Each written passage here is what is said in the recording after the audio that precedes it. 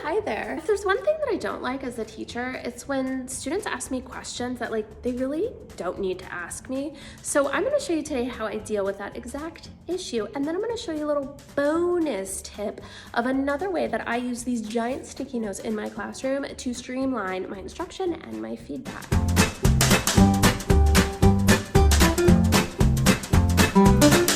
Hey everyone, welcome to my channel. It is the channel for teachers who make photocopies literally minutes before class starts. Okay, so my students have just started writing this huge novel, legit novel, and they have a lot of questions that they want to ask me, like what should my character be named? How many pets should my character have? Should they have a brother or sister? And honestly, I'm like, I have a master's degree. I don't want to answer these questions. Now, if you want to talk to me about how can you capture the personality of this character with just one line of dialogue, that I can get into. But whether or not your cat is named Marbles or Mr. Bean, that's something I don't really want to think about. But to the kid, it's important for them to get feedback. So here's what I've created. It's my little send help posters. I have one for each of my different classes. And what I have students do is they come over here and they grab a question sticky note, a big sticky note, and they can write their very important question down on them, such as, should the gerbils in my story be male and female, or both female? Should my person find what she needs in a friend's room or a new person's room? These were really important questions to the kids, to the authors, to their story. But do you see why I don't really want to waste my time thinking about the answer to this question? After they get their sticky note, they write their question, they put it in one of the blank squares. And then classmates who love answering questions like this come up and grab one of these long, skinnier sticky notes, and they read the questions up here and they give their classmates feedback. And when the original author of the Post-it note comes into class in the future, they can come up and look in the square and be like, oh, great, thanks so much, everyone. And they can go back and write about their two female gerbils.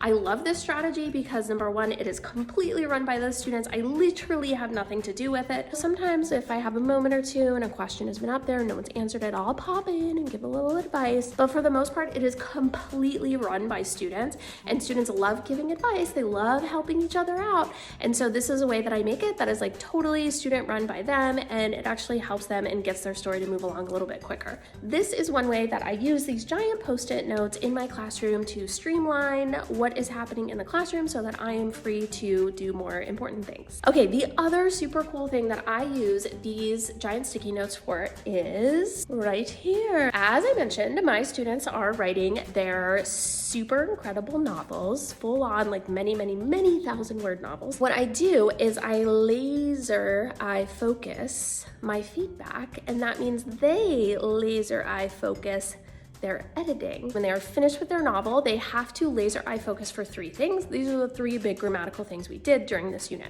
First is dialogue. So to have students edit for dialogue, I just have them do Command F on their computer, put in quotation marks, and then literally go through and look at all the dialogue that they have written and make sure it follows all the dialogue rules. When they have done that, they feel good that all of their dialogue is solid. They come to this poster which says, Miss Barber, I'm ready for you to admire my dialogue, and they just write their name under here.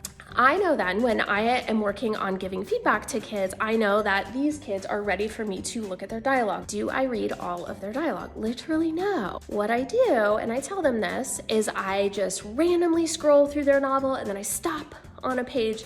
If there's dialogue on that page, I'm gonna read it and I'm gonna give them feedback on it. My school doesn't do grades, but when I was out of school that did do grades, I would grade that portion. Then I will scroll again, randomly stop. If there's dialogue on that page, I will read it and I will give them feedback on it. That's it. That's what I do to give them feedback on their dialogue. I'm not looking at every single piece of dialogue that they wrote, but they don't know where I'm gonna scroll and stop.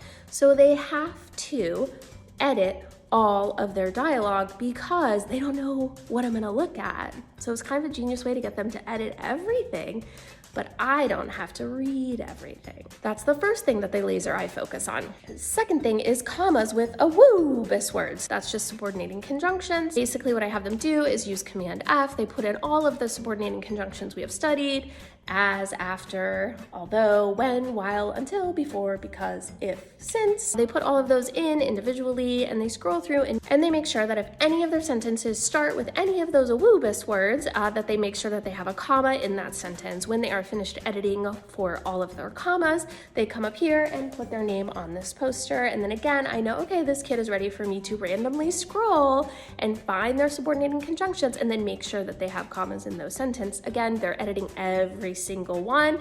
I am just scrolling or using Command F to put those words in and randomly choosing some to give them feedback on, or in your case, maybe give them a grade. The last thing is paragraph breaks. The way that I have them edit for paragraph breaks is I just have them scroll through their novel, and if they see any huge chunks of text, they need to stop and read it and make sure that it indeed is one paragraph. Oftentimes it's not, but I just tell kids if they change time, place, idea, or who is speaking, they have to have a paragraph break there. This one is just more visual, where students scroll through, see if there's any big chunks of text, and they have to read that and make sure that it is not actually multiple paragraphs all squished into one, but it is indeed one long chunk of text. When students feel good and they want me to admire their paragraph breaks, they just come up here, put their name, and then I will know that I can go into their novel and give them feedback on that specific detail.